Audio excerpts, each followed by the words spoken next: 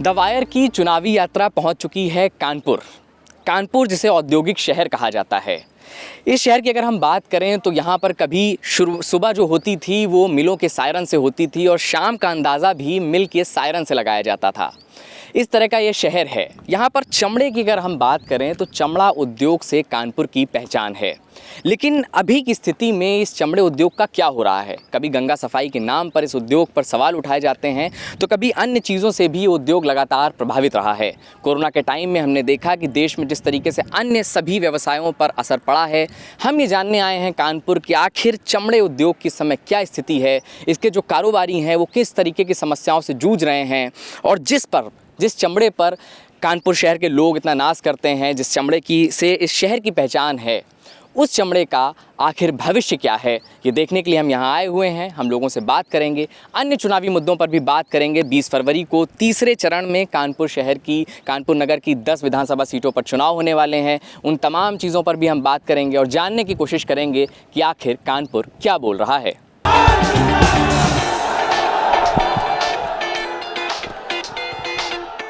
चमड़े को लेकर के एक तरफ शहर मशहूर है और दूसरी तरफ एक ठप्पा लगा हुआ है। आप इस पर क्या कहना चाहते हैं? जी, आपकी बात सही है। जब भी शताब्दी एक्सप्रेस ट्रेन आती है तो ये कहा जाता है कि हम चमड़ा के बनाने वाले शहर से गुजर रहे हैं। लेकिन जो शोहरत भी होती है कभी कभी वो नुकसानदेह भी होती है जी। चमड़े के सामान लोग लेना पसंद करते हैं, कहीं भी मार्केट में जाते हैं चमड़े का, लेकिन चमड़ा बनाने वालों से के प्रति उनकी नफ़रत भी एक है दिल में। अब ये क्यों है ये नहीं मालूम है। और ट्रेंडियों का जब नाम आता है तो लोग समझते हैं कि ये प्रदूषण फैला रहे हैं। लोगों को ये नहीं पता है कि ट्रेंडीज़ में हम लोग किस माहौल में रह के एक जानवर की खाल जो वेस्ट चीज़ है उससे विदेशी मुद्रा ला रहे हैं। डिफेंस के लिए हम लोग जूता बना रहे हैं। चमड़े का पूरा सामान जो हमारे डिफेंस फोर्सेस के लिए जाता है पूरे हिंदुस्तान में, भारत में, वो सब कानपुर से जाता है। पूरे चाहे बेल्ट हो या कोई भी सामान हो, हम लोग विदेशी मुद्रा भी ला रहे हैं। करोड़ों लोगों को रोज़गार भी मिल रहा है। इस एक जानवर जब मरता है तो 90 लोगों को रोज़गार मिलता है। और रही पानी की हमारे यहाँ उत्प्राह जनित जो होता है इस प्रोसेस के दौरान, उसके लिए हम लोग अपनी फैक्ट्रियों में प्राइमरी ट्रीटमेंट प्लांट लगा हुआ है, जहाँ से भारी कचरा रोक के एक बंद नाले के ज़रिए एक संयोज शुद्धिकरण संयंत्र जिसको कि उत्तर प्रदेश जल निगम ऑपरेट करता है, और महीने में करीब 90 लाख रुपए सब ट्रेंडियाँ मिल के उसका ऑपरेशन और मेंटेनेंस चार्जेस देती हैं।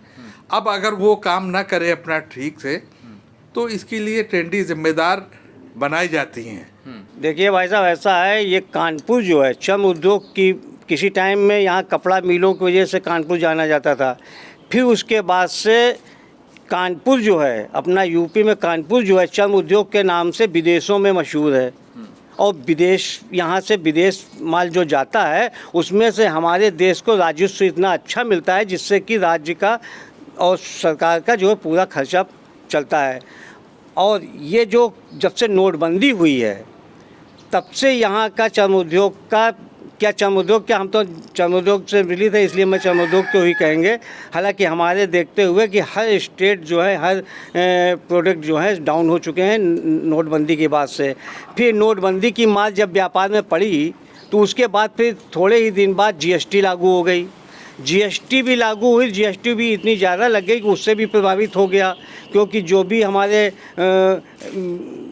लेखा जोखा करने वाले जो व्यक्ति होते थे उनको सही ज्ञान भी नहीं हुआ कि जीएसटी किस तरीके से क्या किया जाए। और जिन्होंने हमारे समझ से तो ये है कि आज भी वो जीएसटी के बारे में जो वो लोग बैठे हुए हैं उनको भी सही तरीके से ज्ञान नहीं बताया गया कि जीएसटी क्या, और जीएसटी इतनी ज़्यादा परसेंटेज लगा दी गई जिससे कि रेट आदमी को हुआ और उसमें दिक्कतें आई। और फिर उसके बाद कोरोना आ गया। ये तो भगवान की, अल्लाह ताला की मार है, इसके लिए तो कोई इंसान का इसमें कुछ है ही नहीं।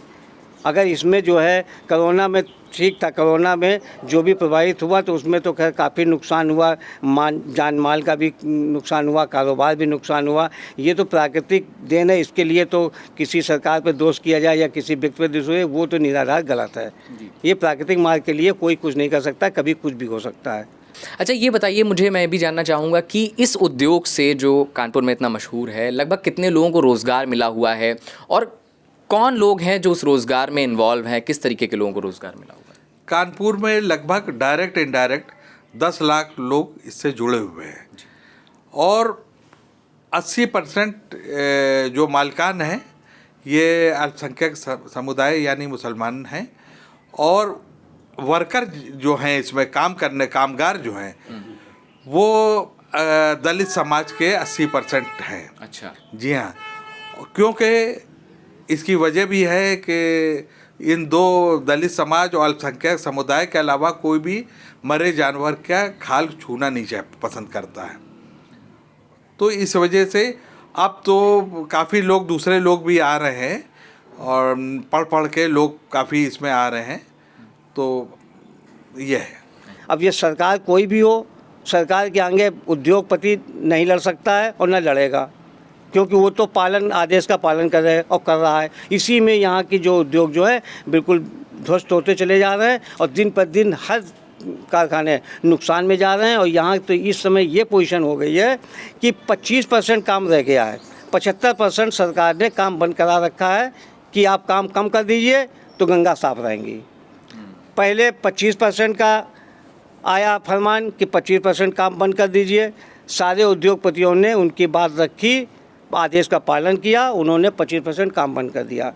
कुछ दिन बाद जब उनको सब्र नहीं हुआ तो फिर उन्होंने फिर कहा कि ऐसा है कि आप इसमें से 50% काम करिए, 50% मशीनें उखाड़ दीजिए। उसमें भी उद्योगपति हाँ कर ली, क्योंकि भाई सरकार है, हम सरकार से लड़ सकते नहीं, जो आदेश आप दोगे वो हम उसका पालन करेंगे। 50% काम उन्होंने मशीनें उखड़वा दी तो काम हो गया 50%। कुछ दिन बाद ये चलता रहा, उसके बाद जो है जब सारी मशीनें उन्होंने आधे उखड़वा दी, उसके बाद फिर फरमान जारी होता है कि जाजमऊ को 2 पार्ट में उन्होंने बांट दिया।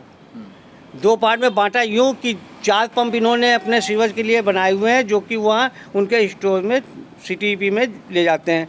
तो आज 2 पंप का जितनी टेंडियाँ आएंगी वो 15 दिन काम करेंगी और 15 दिन दूसरी तरफ का काम करेंगी। तो हो गया महीने में 15 दिन काम और काम आधा, तो 25% काम रह गया। तो अब उनसे ये पूछा जाए कि 25% काम जिस कारखाने में होगा तो वहाँ कैसे वो अपना जीविका चलाएगा, कैसे वहाँ के जो कारोबार करने वाले व्यक्ति आते हैं जिनकी जीविका चलती है उनकी कैसे चलेगी और कैसे वो उनको भुगतान देगा। काम तो 25% रह गया है, बोझ है 100% का। तो इसी तरीके से यहाँ से कम 10-15 टेंडियाँ तो मैं ज़मीन के बिक चुकी हैं और हमारी समझ से जो जैसी जानकारी हमको मिली है कि 15-20 टेंडियाँ और बिकने की कगार में हैं। वो आजकल में 2-4 दिन में, हफ्ता 10 में, 15 महीना भर में वो भी टेंडियाँ बिक जाएंगी। सारी टेंडियों के जो टेंडी के मशीनें थी वो सब ध्वस्त हो चुकी हैं, वो सब बेकार हो चुकी हैं। और सरकार से सिर्फ ये मांग करना चाहते हैं कि जो ट्रीटमेंट प्लांट यहाँ है, अभी NGT ने 2017 में कहा था, एक जजमेंट दिया था कि क्वालिटी और क्वांटिटी के हिसाब से नया ट्रीटमेंट प्लांट को अपग्रेड किया जाए। लेकिन सरकारी अफसरान ने उसको क्वांटिटी के हिसाब से अपग्रेड नहीं होने दिया।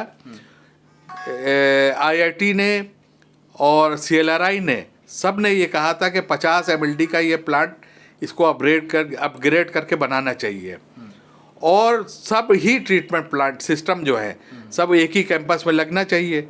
लेकिन अफसरान ने सिर्फ अपना हस्तक्षेप और शोषण करने के लिए 20 MLD का ट्रीटमेंट प्लांट पास किया और साथ ही प्राइमरी ट्रीटमेंट का सिस्टम जो है वो टेंडरी के अंदर रखा उन्हीं ने, ताकि उनका इन्वॉल्वमेंट आना जाना लगा रहे और वो शोषण करते रहे।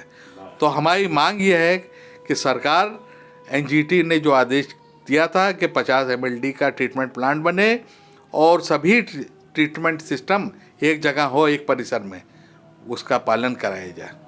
बहुत बहुत शुक्रिया।